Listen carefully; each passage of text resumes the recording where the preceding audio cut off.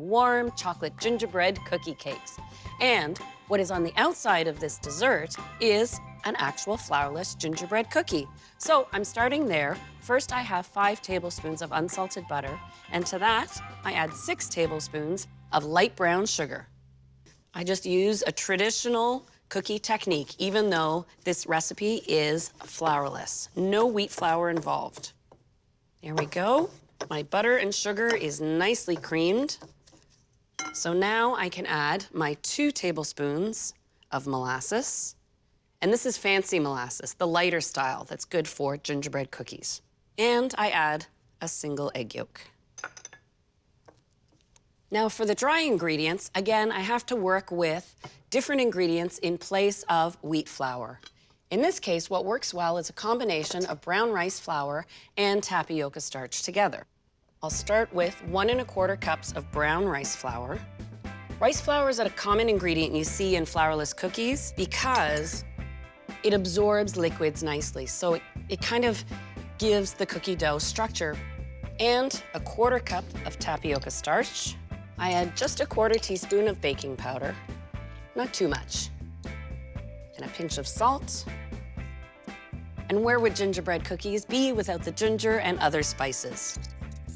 I like a lot of heat to my gingerbread cookies, so I add 2 teaspoons of ground ginger, 3/4 of a teaspoon of cinnamon, and a 1/4 teaspoon of ground clove.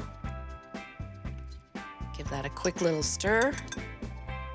And in it goes into my molasses base. This particular recipe gives me enough dough for 6 individual desserts. But of course, feel free to double up. Then you've got a great gingerbread cookie dough recipe, especially around holiday time. When I'm making this dough by hand, the final step I like to do is actually bring it together on a clean work surface. I like doing this part by hand because you can actually feel the dough coming together. I can feel the rice flour sort of absorbing the moisture, and you actually feel it and see it. Now, if I were making regular cutout gingerbread cookies, I would shape this into a disc and wrap it and chill it. But since I want to roll it into 6 individual pieces, I'll actually shape it into a log. Now it's time to chill it. And unlike a traditional cookie made with wheat flour, it's not to relax the glutens, the proteins in the flour, because there are no glutens in this recipe, but it is to set the butter. That way, it's easy to roll. What I do find ideal, though, is to pull the dough from the fridge about ½ an hour before you want to roll it, just to let it soften up a little bit. I've got that here.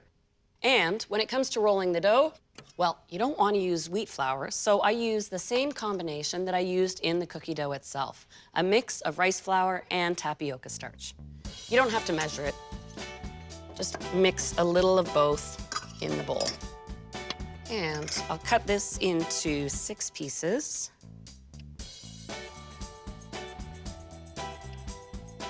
Set those aside. And I have my tray ready with 6 ramekins that I've greased lightly and put on to a baking tray. All right, a little dusting of the rice flour mix. And then I do soften the dough a little bit, just to make it easier to handle.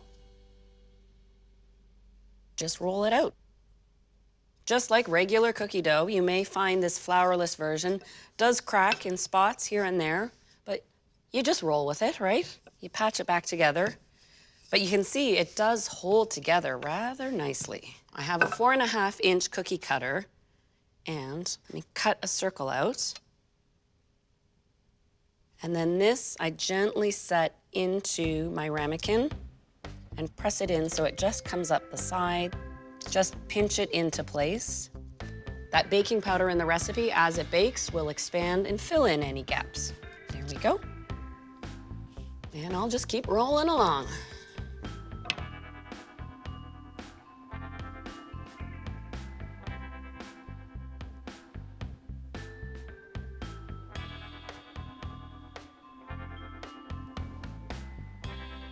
Now, with the remaining scraps, I can roll out and cut the caps for each of my individual desserts, which ultimately, they'll bake on top, but when I flip them over, will become the bottom.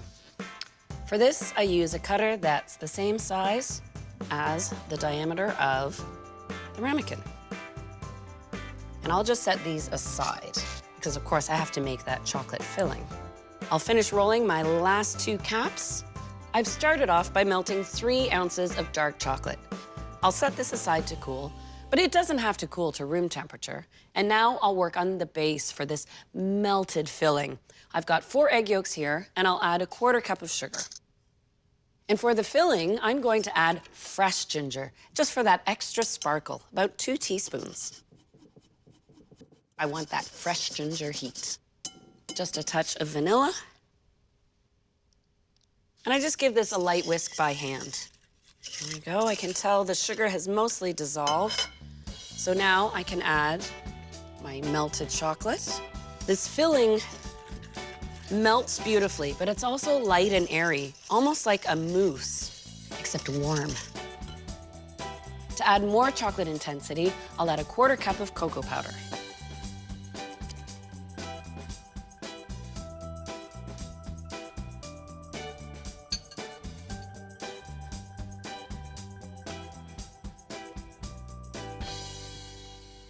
And now to lighten things up, I need to whip some egg whites. I have the 4 whites I saved from the 4 yolks, and while they're whipping on high speed, I'll add a 1/4 cup of sugar until I hit a soft peak.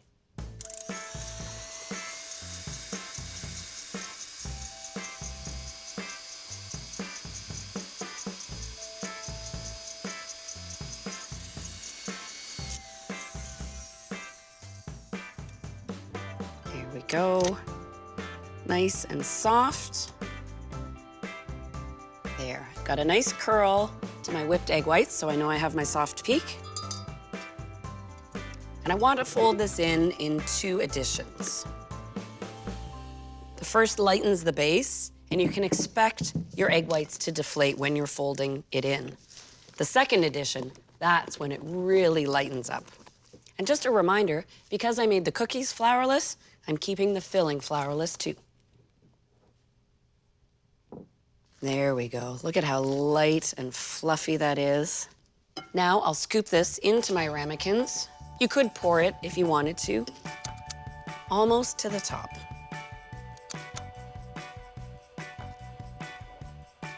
The last step before baking is capping each with that little circle cutout. I press it just right on top, and you do want to pinch it lightly at the edges just to seal the filling inside the cookie layer. All right, these are ready for the oven. I've preheated it to 375, and they take about 15 minutes. You will see the tops of the cookies rise up, and the cookie may even crack a little bit, but that's because that warm, melted soufflé filling is inside. Don't worry about it, because when you turn it upside down, the top becomes the bottom. You won't see a thing.